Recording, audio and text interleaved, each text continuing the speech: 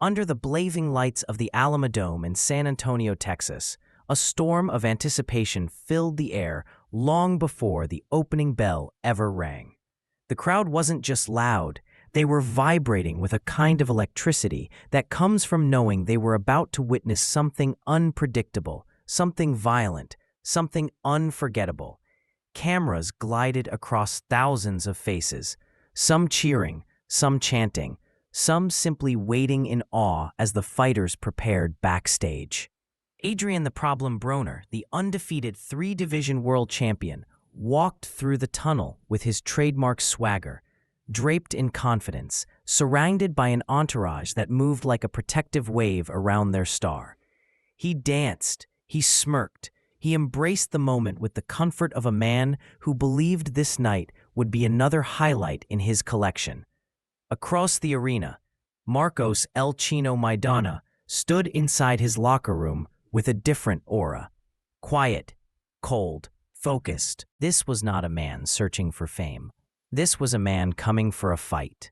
Maidana had tasted the bitterness of defeat before, had heard critics say he was too slow, too wild, too raw to beat a talent like Broner.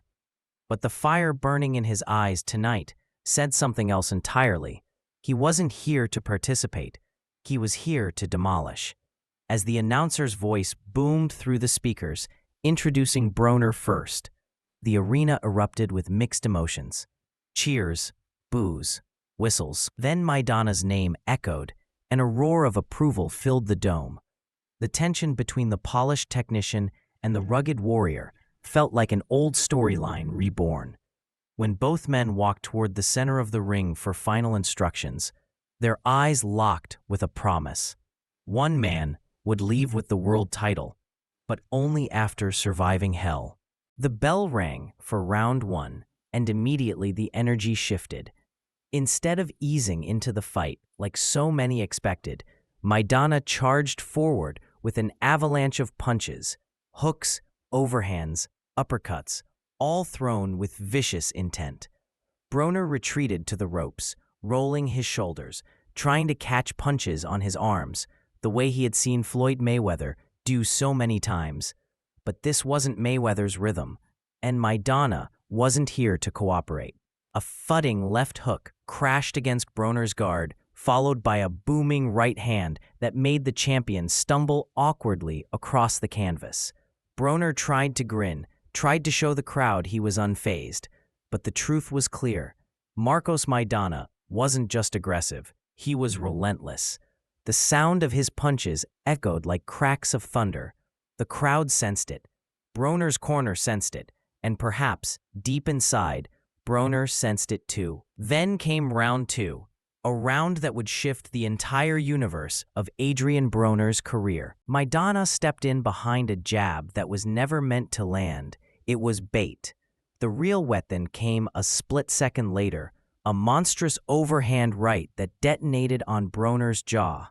The crowd erupted as Broner's legs collapsed beneath him, sending him crashing to the canvas for the first time in his professional career. Shockwaves hit every section of the arena. Broner stared up at the lights, dazed, confused, struggling to gather himself as the referee counted. He barely rose in time, surviving on instinct alone.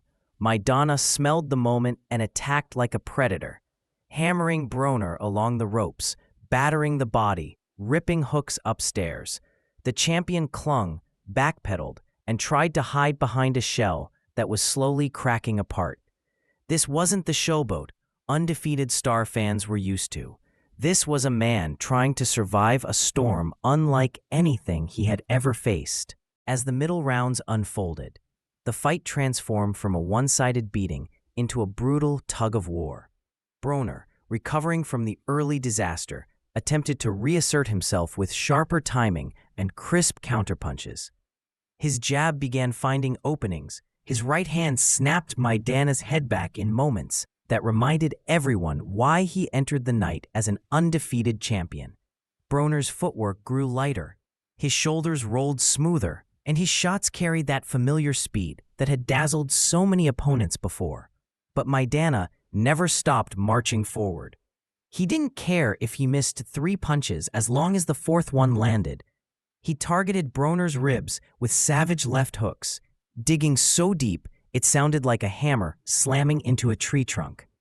Every time Broner planted his feet to fire counters, Maidana swarmed him with combinations thrown from unorthodox angles, looping, chopping, slashing punches designed for chaos, not elegance. By round 5 and 6, the bout devolved into a gritty war. Both men exchanged flurries that whipped the crowd into a frenzy. Broner's skill was undeniable. He slipped inside and snapped Maidana's head with uppercuts and fast right hands. But Maidana always answered with brute force, answering every clean Broner shot with 2 of his own. The referee repeatedly warned Maidana for roughhouse tactics, shoulder bunts, forearms, mauling on the inside, but the challenger refused to become anything other than himself, a relentless breaker of spirits.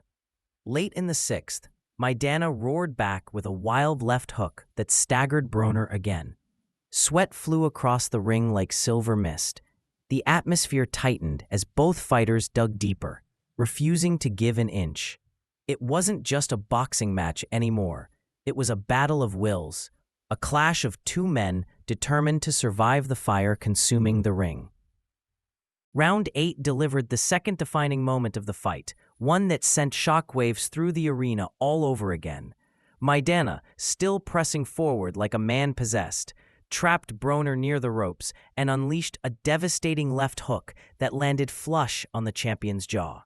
Broner crumpled to the canvas for the second time in the fight, his body folding as if someone had unplugged him. The crowd exploded in disbelief. Broner pounded the mat in frustration, anger mixing with pain as he rose to his feet.